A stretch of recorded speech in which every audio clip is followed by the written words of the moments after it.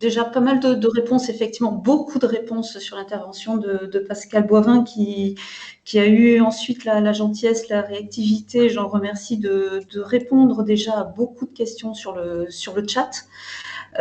Donc, j'aurais quand même il y a peut-être deux questions qui n'ont pas été, je crois, répondues sur le chat et qu'on peut aborder sur l'approche de la stabilité structurale sans prendre en compte la teneur en calcaire et puis le lien aussi de l'évaluation de la stabilité structurale avec la méthode de Bissonnet. Ce serait la première question. Et une seconde question aussi sur au niveau de la valeur de la concentration en argile.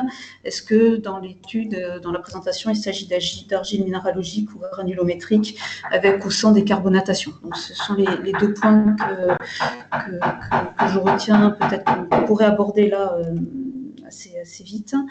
Et puis après, on a effectivement trois questions pour les Thibaut, sur lesquels on reviendra après peut-être. Je vais déjà laisser la parole à Pascal Boivin pour répondre sur les premières questions.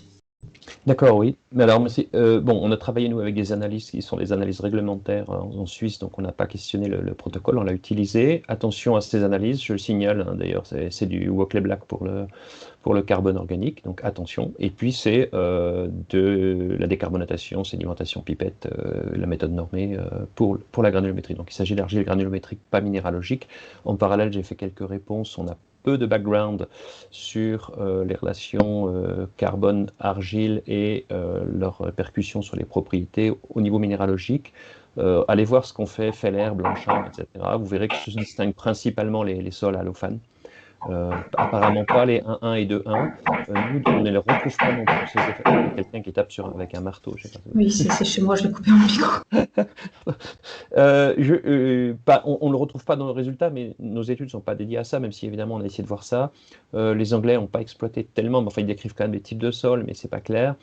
Donc attention, on a une échelle de valeur qui est intéressante, mais évidemment, si vous changez de technique d'analyse, si vous passez à de la granulométrie laser, tout simplement, par exemple, vous aurez des déviations qui sont bien connues, et puis donc, faut pas s'accrocher à 10% de carbone argile, ou etc.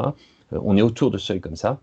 Et puis, de la même façon, ça renvoie à l'autre question, lorsqu'on regarde du côté, par exemple, des stabilités des agrégats, de nouveau, il y a des résultats sur dispersion des argiles, stabilité des agrégats qui valident relativement, je dirais, chaque article est discutable, leur rapport matière organique argile comme étant un déterminant, notamment ce qu'a fait suite aux publications de Tony Dexter de 2008.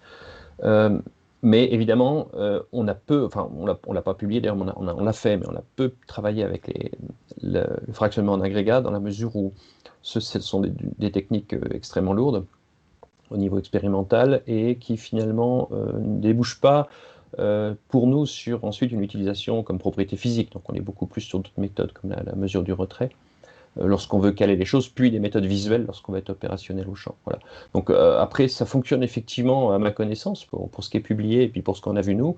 On retrouve un peu le même genre de choses avec le fractionnement d'agrégat. D'ailleurs, il y a aussi des articles qui parlent de complexation, saturation des surfaces en se référant plutôt à l'agrégation. Voilà, Sam pourrait en parler, ou Sam Abiven, ou Claire, enfin tout ça, c'est... Voilà, donc on est sur une famille de propriétés liées à la qualité physique. Il y avait une dernière question liée à ça.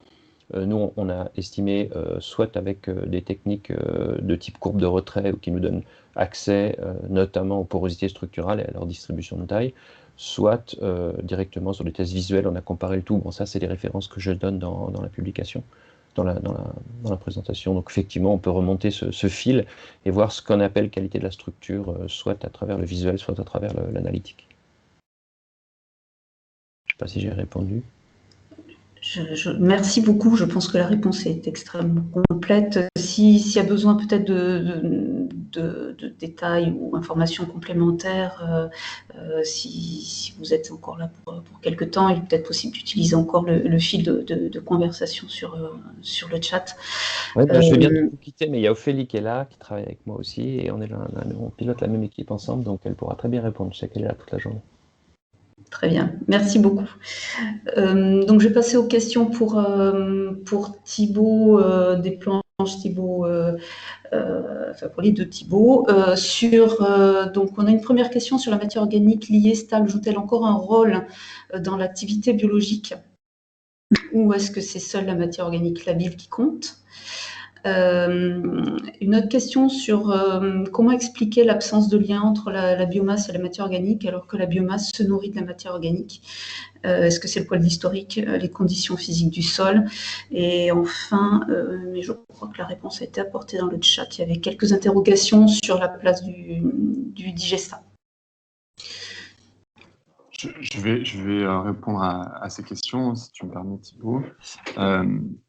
Il y a évidemment un lien entre matière organique et biomasse microbienne, mais ce lien n'est pas une corrélation parfaite, tout simplement parce que selon le type de matière organique que l'on rencontre, on n'a pas du tout les mêmes fonctions. Les matières organiques liées, elles sont plus associées, alors ce que j'explique aux agriculteurs lorsque je les forme, à une fonction de gîte, d'abri, et c'est un peu la fonction de capital dont parlait Claire Chenu au tout début, c'est-à-dire qu'on a une fonction qui est associée à la simple présence de la matière organique. La deuxième fonction est-elle associée au flux de la matière organique, qui est l'aspect minéralisation, tout simplement, la transformation de la matière organique en matière minérale. C'est de là d'où vient l'azote dont les plantes se nourrissent, hein, à 100% d'ailleurs, en dehors de la fertilisation. Et sur cette fonction-là, il faut évidemment que pour que la matière organique se transforme, qu'elle soit transformable. Et à ce titre, il faut qu'elle soit donc relativement fraîche, énergétique, avec un carbone dont les liaisons sont faciles à découper. Et donc on peut tout à fait avoir un sol dont la matière organique liée est surdominante, et on a un problème de biomasse microbienne, tout simplement parce qu'elle n'arrive pas à s'en nourrir.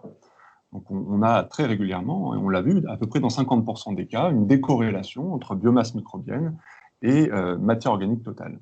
Deuxième aspect, peut-être, parce que là on a pas mal parlé de déficit, on a parfois une surexpression de la biomasse microbienne par rapport à ce que j'appelle aux capacités d'accueil du sol, c'est-à-dire à la matière organique totale.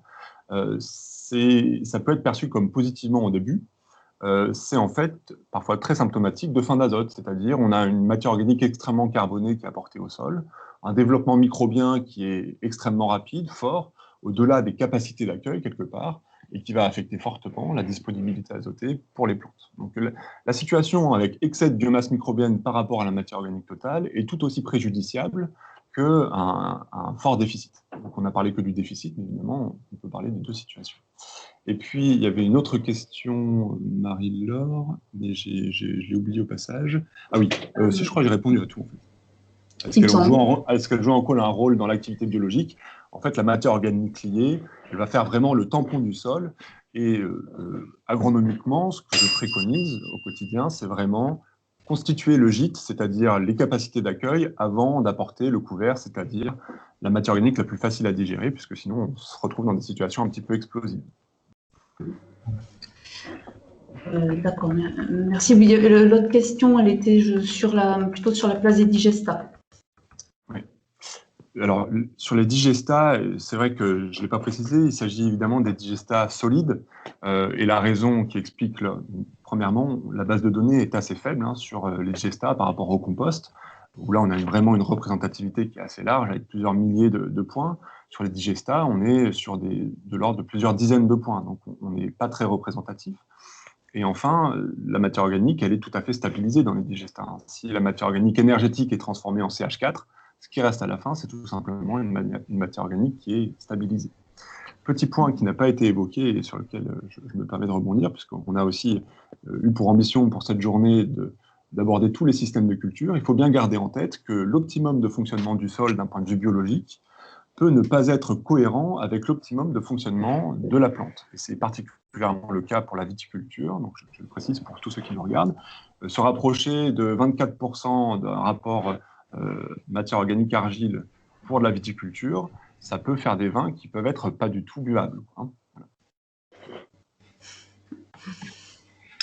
Effectivement, et c'est toute la difficulté d'arriver à définir le bon diagnostic de la matière organique, puisque certes, là, on vous apporte certains éléments, mais il y a aussi toutes les pratiques culturelles qu'il y a à prendre en compte. Je vous propose de nous arrêter là pour cette première partie de la matinée. Donc là, on